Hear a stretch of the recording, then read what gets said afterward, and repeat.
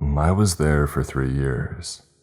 The station had an auto shop attached but was rarely needed at night, so I typically just dealt with people coming for gas.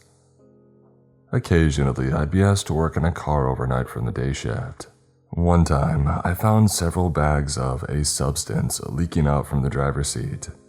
I was nervous the owners would know that I saw it, so I stuffed the bags back in. The station was out on a country road, so the types of customers that I generally served were truckers or farmers or the random couple driving home from a date. However, there were the anomalies. The car accidents, the drunk driver that killed a small family in the intersection out front. There was a vicious, blazing inferno coming out of that minivan. The dad made it out, but he was on fire and he died in the middle of the road. One time, I served gas to someone who was being chased by the police. Of course, I didn't know that at the time. I just thought the driver was in a hurry. I was robbed at gunpoint twice. It was these same 2 ski-masked guys, too. They just took turns speaking between the 2 incidents. Then there was the time an old guy drove up and got out of his car and died of a heart attack 2 steps later. Those incidents were normal, or at least understandable, explainable. But there was one night something unexplainable happened. It was shortly after 3 a.m. Headlights drove in carrying a 1966 Pontiac Bonneville 2-door coupe. A thin trail of smoke was coming from under the hood. The inside of the windows were all fogged up, so I couldn't really see the interior of the car or the occupants. The car drove past the gas station and right into the auto shop. The lights weren't even on inside the shop, but the headlights lit it up. I went to greet the driver and I flipped on the overhead lights of the shop, but they came on weak and dim. The driver's side door opened as I approached and I was immediately hit with a stench of old, damp cloth and dust. A middle-aged man got out uneasily, like his knees were made of twigs. He wore one of those black Quaker hats with dark hair spiking from under it, and a graying goatee. The man's face was covered in lines and wrinkles and his eyes sunk back into his head. He looked like he hadn't slept in days. "Check the oil, check the engine." He choked out and walked past me, fumbling out an old box of matches. The passenger door closed and a middle-aged woman stood there. She had thick, dark hair that looked like it was greased through with gel and matted to her head. An uneven set of bangs cut across her forehead. The woman carried the same sunken-in eyes as the man, but her face was covered in days-old makeup. Rosy cheeks, blue eyeliner, and red lipstick. Even through the smearing, you could tell that it was applied with heavy exaggeration. And then the woman smiled at me, and I wish she hadn't. Her teeth were dirty orange and speckled with black dots. Her gums were dark gray. I noticed she only had the front 6 teeth on her upper and lower jaws. She didn't appear to have any molars, which I should know, but she couldn't stop smiling to reveal that. The moment the woman saw me, her lips had stretched into a wide-mouthed grin that curved downward like a catfish. It was a strange and frightening smile, like it was pulled and stretched over a screaming face. The woman began speaking to me, but she spoke so softly that I couldn't hear her. I kept leaning forward, trying to get a better ear, but the closer that I got, the further her voice sounded. And then I realized that we were inches from each other's faces. Her breath was rancid as she spoke, and I finally heard what she was saying. "Don't go in the car." The woman pulled back and I saw the scream behind the smile in her eyes. She was terrified. "Joan." The driver was already outside the auto shop, lighting up a dirty-looking home-rolled cigarette. The woman, Joan, followed him. She looked back, continuing to smile, but her eyes told a story of desperation and horror. They gave me chills, and I was happy the two were going to wait outside. I watched the strange couple walk down to the edge of the gas station, where it made up the corner of a quiet country intersection. I turned to the car, not really sure what to do. After I couldn't get under the hood, I figured there was a release hatch under the steering wheel. I went to the driver's side door and saw the window was down. I leaned in through the window and searched and fumbled until I found the latch. I flicked it open and saw the hood pop up.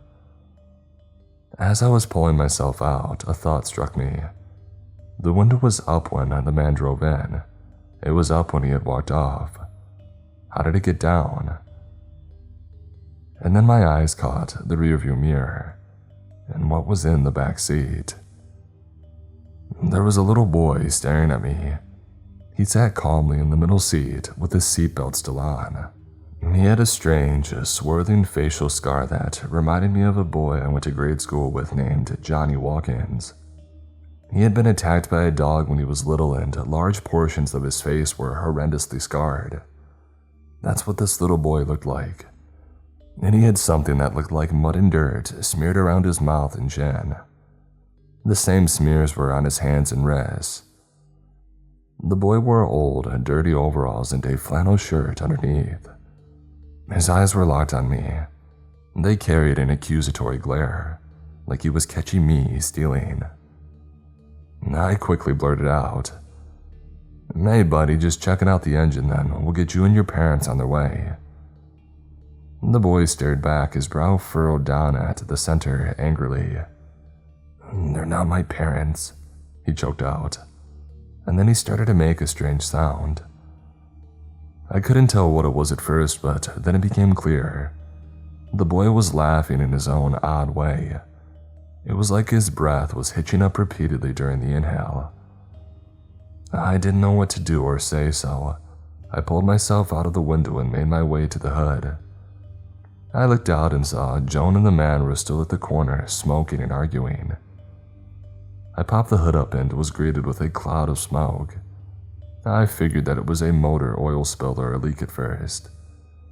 And then I stared down at the engine and I had no idea what to make of it. It looked foreign but also homemade.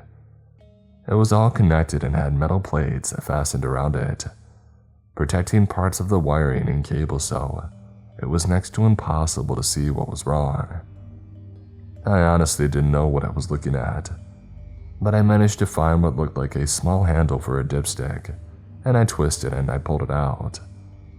It was for the oil. I cleaned it, put it back in, and pulled it to inspect. Basically dry. The little oil at the end felt gritty. It needed a change.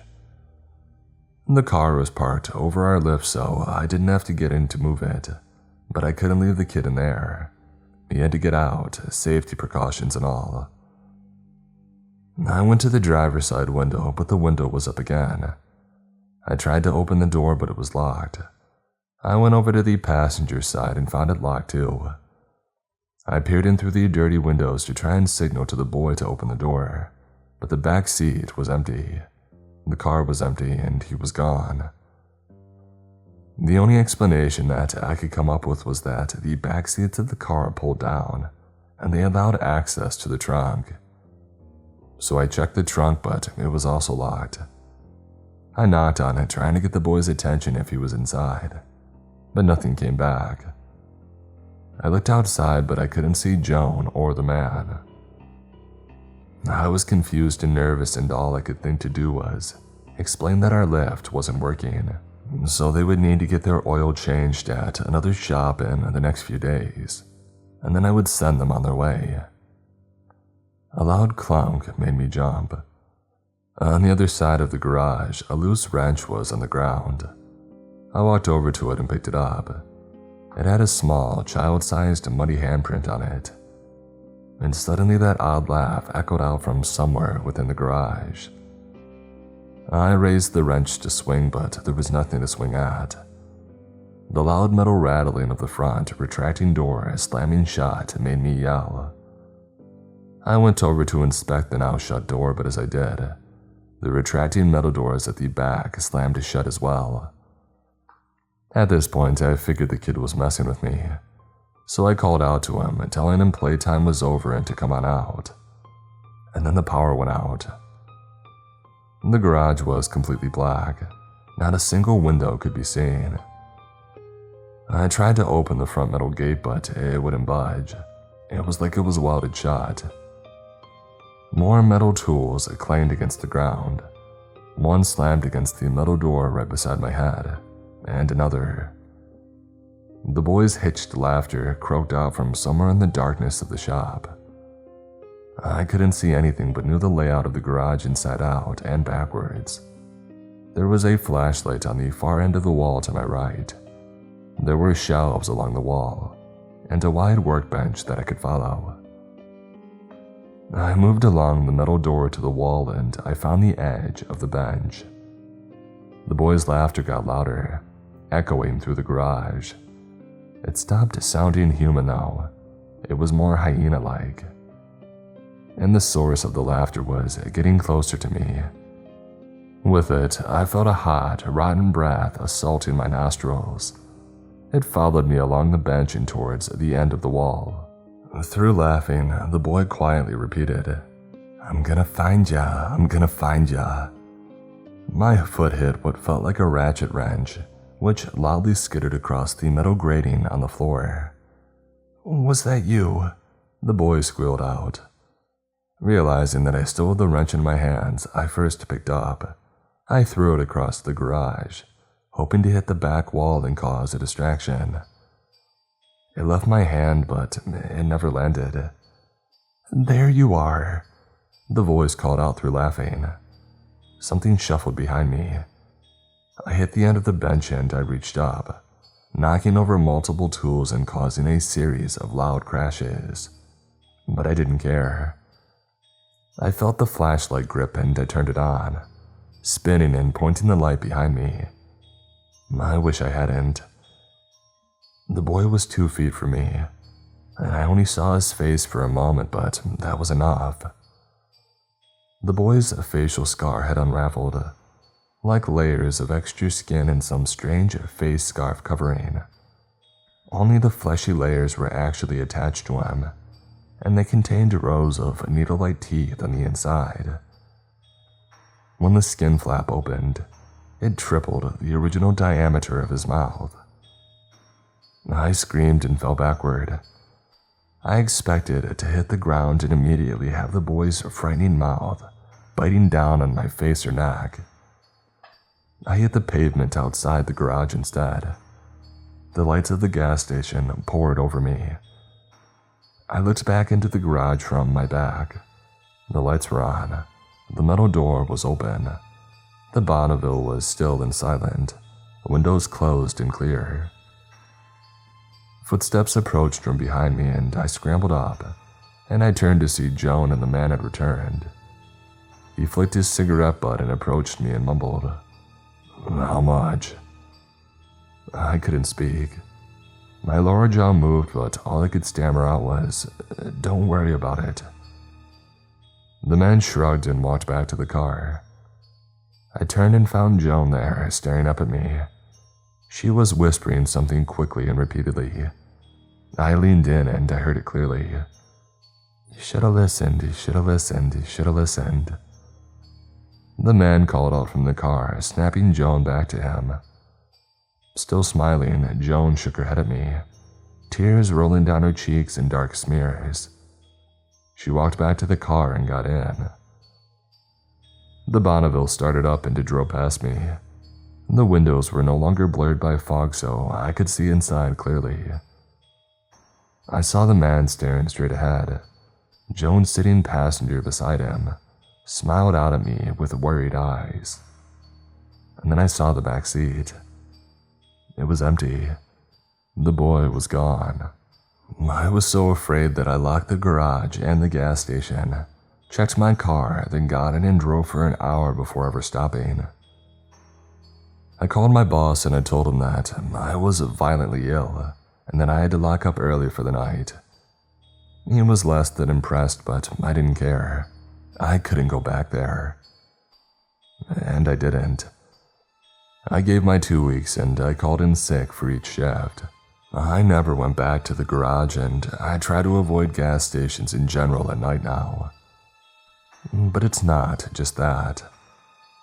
Now, whenever I hear someone laugh, I hear that boy's laugh, that same odd upward hitch.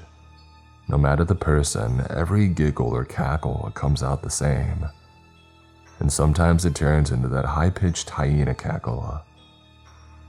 It's been happening more and more. It feels like one of those flus that start slow and take their time weakening your immune system before leveling you. And then tonight happened. I came home and there was a small muddy handprint on the door handle of my apartment. And there was one on the inside too.